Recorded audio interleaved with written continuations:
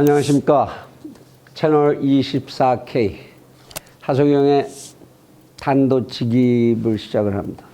남북한의 관계에 대해서 대통령이 강한 희망을 실어서 연두 성명을 발표를 한 지가 시간이 얼마 지나지도 않았습니다만 그 뒤를 이어서 나오는 남북 간의 파열 그리고 난조에 빠지는 대한민국, 미국, 북한 사이의 관계가 또다시 우리를 불안하게 만들고 있습니다. 바로 그 대통령의 이야기가 김이다 싶기도 전에 정의용 국가안보실장이 미국 가서 트럼프 대통령을 만나고 왔죠. 트럼프 대통령이 김정은이의 생일 축하를 우리 정부에서 우리의 대통령이 그 인사를 대신 좀 전해주길 바란다. 이렇게 얘기를 했다고 그래서 드디어 미국 대통령이 대한민국의 중재자 역할을 인식하기 시작했다. 이렇게 이제 희망 섞인 회견을 입국장의 기자들과 이제 했는데 회견은 입김이 식기도 전에 채 식기도 전에 막바로 김계관이라고 하는 북측의 외교부 고문이라는 자가 엄청난 또 모욕을 쏟아냈습니다. 그야말로 모욕이죠. 대한민국 정부 설레발 치지 말라고. 설레발 치지 말랍니다.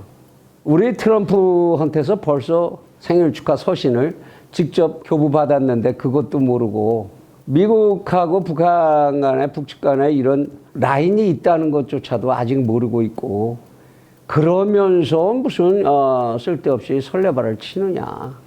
야, 이건 국제적인 대망신이지요. 아마도 우리는 이런 상황을 추정할 수 있을 것 같습니다. 이건 어디까지나 제가 한번 추정해 보는 겁니다만은 트럼프와 우리 정 실장이 만났을 때 그런 얘기는 오갈 수 있었겠죠. 대통령님, 김정은이가 언제 생일인데 이거 축하라도 한다는 이런 이야기를 좀 해주시면 좋겠습니다. 이랬을 수 있고 거기에 대해서 트럼프는 그래요, 그거 좋죠. 그 얘기를 그러면 당신네 측에서 김정은이에게 내 인사라고 그러고 좀 전해주면 그거 좋겠네요. 그런 얘기 좀 할 수 있지 않겠습니까? 미국 측에서는 이미 보냈더라도 그렇게 얘기는 할 수 있겠죠. 아마 그 정도 얘기가 오고 갔길래 이런 상황이 벌어지는 거 아닐까. 그걸 이쪽에서는 그냥 그동안에 목말랐었는데 물 한 방울 얻었다. 이런 기분으로 참 그들 말을 인용하기 싫습니다만은 그들 보기에는 설레발 친 그런 행위를 하게 된 거 아닌가. 그리고 지금 북측에서 내놓는 얘기가 이어서 뭡니까? 이건 미국 들으라고 한 얘기지만 이제는 우리 핵 거래 같은 거 안 하겠다. 우리 채널 24K에서는 진작부터 북측은 절대 핵을 내려놓지 않을 거다. 북측에 핵 내려놓는다면 뭐가 있는데 라는 이야기를 벌써 오래전부터 했습니다. 이제 노골적으로 우리는 핵 내려놓지 못하겠다. 너희가 뭘 풀어줄 건지에 따라서 조금 영변 다시 한번 더 돌아본다든지 이럴 수는 있겠지만 이런 정도의 운을 달아서 대화를 아주 닿지는 않겠다는 액션을 써가면서 핵은 이제 내려놓지 못한다. 그리고 미국과 북측의 왕래에 관해서 대한민국은 아무 얘기도 하지 마라. 너희들은 제발 끼어들지 마. 아주 노골적으로 차고 나옵니다. 소위 전통적인 그들의 통미봉남 전략이라는 거죠. 우리가 미국과 통할 테니까 그리고 너희들은 아무 얘기하지 마. 이 상황이 어제 오늘의 것이 아닌데 왜 그렇게 심각하냐. 뭐가 새삼스럽게 달라진 게 뭐 있느냐. 이렇게 생각할 수도 있습니다만은 이런 이야기가 돼서 이제 트럼프는 미국 내에서도 북핵 포기를 시킬 수 있어라는 말을 계속하기가 상당히 어려워진 상황이라는 겁니다. 그리고 이란에서 참 복잡하게 전개될 것 같았던 그러한 사태가 행운이라고 해야 될지 참 엄청난 비극 덕분인데 그걸 행운이라고 해야 될지 모르겠습니다만 적어도 트럼프에게는 속마음으로 행운이 되겠네요. 이란이 오발 사고로 해서 오인 사고로 해서 민간 비행기를 격추하는 바람에 트럼프는 한숨을 좀 돌리게 됐습니다. 또 하나 대만의 독립을 최종적으로 요구하고 있는 차이잉원 총통이 다음번 총통으로 또다시 승리를 했습니다. 이러한 상황의 변화 속에서 트럼프는 어떤 생각을 할 수 있겠습니까? 미국의 선거가 11월에 있고 탄핵이 곧 상원으로 탄핵안이 올라갈 이 시점쯤에서 트럼프가 가장 통쾌하게 쾌를 잡을 수 있는 방법, 그가 그렇게도 원하는 노벨상까지도 탈 수 있는 방법, 그 방법이 트럼프에게 또 하나의 경우의 수로 떠오르지 않을까, 이것이 걱정입니다.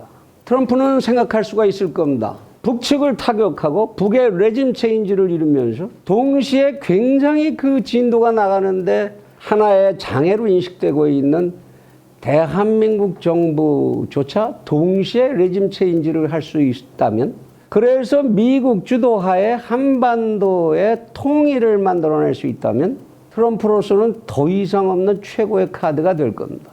대선은 그냥 따놓은 것이고 탄핵도 그냥 넘어갈 수 있겠죠. 만일 그렇게 성공할 수 있다면 미국은 자신들의 국경으로부터 먼 거리에 미국의 방위를 위한 방어 라인을 일본 한 겹, 대한민국 한 겹, 두 겹으로 안전한 방어 라인을 구축하는 데 성공하는 셈이 될 수 있습니다. 중국이 개입을 해서 전쟁을 확대시킬 수 있는 가능성, 이것이 항상 미국을 두렵게 하고 주저하게 만든 것이지만, 만일 지금 상황에서 이란의 부담이 없고 이스라엘의 지원이 있고 대만에서부터 충격을 받고 있고 홍콩에서 충격을 받고 있는 중국을 상대로 이렇게 판을 벌린다면 중국이 거기에 과연 응전하고 들어올 가능성, 그것이 얼마나 되겠느냐 하는 겁니다.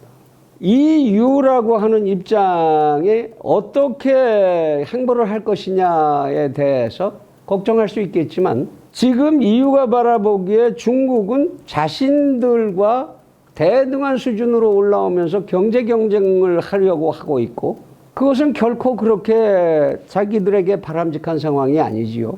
중국이 그냥 노동자들의 공장으로서, 세계의 노동자들의 공장으로서 남아있어 주는 것, 그래서 저가의 공산품을 나머지 선진국에 각각 공급해주는 기지로만 그대로만 남아있어 줄 수 있다면 유럽은 그것을 선택하지 않을 이유가 없지요. 마침 지금은 중국이 경제적으로도 휘청거리고 있는 상황입니다. 중국의 지방은행에서는 예금주들이 예금 인출을 마음대로 할 수 없는 상황까지 가고 있고, 중국의 부동산이 전부 흔들리고 있고 은행이 흔들리고 있습니다. 이런 상황에서 중국이 만일 트럼프의 강수가 나타난다면 거기에 대응하기는 쉽지 않을 겁니다. 러시아가 동참을 해준다면 좋겠는데 러시아가 거기에 들어와서 얻을 게 무엇이 있겠습니까? 그 판에 들어와서. 러시아는 중국보다는 전통적으로 EU의 행보에 더 많은 신경을 써야 하고, 미국과 직접적으로 충돌하는 것을 중국과 함께 어우러져서 선택할 이유는 없다고 해야 되겠죠. 이렇게 된다면 트럼프 같은 돌발적이고 임기적이고 즉흥적인, 그리고 자기 계산에 의해서 자기의 이익이 명백하다는 계산이 있다면 검토 가능성 있는 대안으로 검토할 가능성, 그것을 배제하기는 어려운 것 아니냐, 이런 상상을 하게 된다. 물론 상상입니다. 채널 24K의 상상이고, 여기에 대해서는 굉장히 많은 분석과 이런 데이터가 필요하고 할 것이기 때문에, 그리고 그런다 할지라도 누구도 정답을 이것이다 아니다라고 내릴 수 있는 사안이 아니기 때문에 이것은 그냥 상상입니다.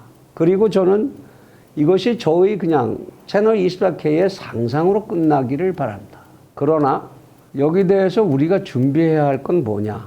우리 사회는 그 고민을 마음 놓고 토론하면서, 그리고 진정으로 뜨겁게 토론하면서 우리 자신을 위해서 대안을 찾을 수 있어야 할 것입니다.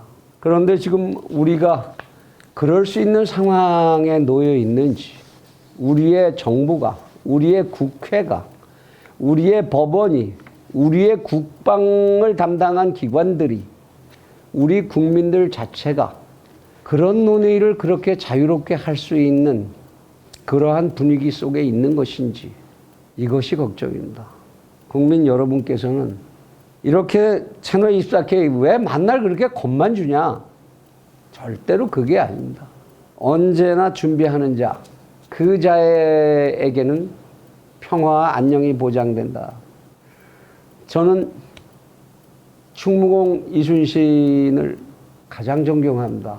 인격자 이상의 인간으로 저는 그분을 추앙합니다. 그리고 그분이 남겨주신, 그분이 가르쳐주신 말씀, 유비무환이라는 말을 늘 가슴에 새기고자 합니다. 시청자 여러분들께서 이러한 우리 주변의 상황에 대해서 좀 더 깊은 관심들을 기울여 주시기를 권합니다. 감사합니다.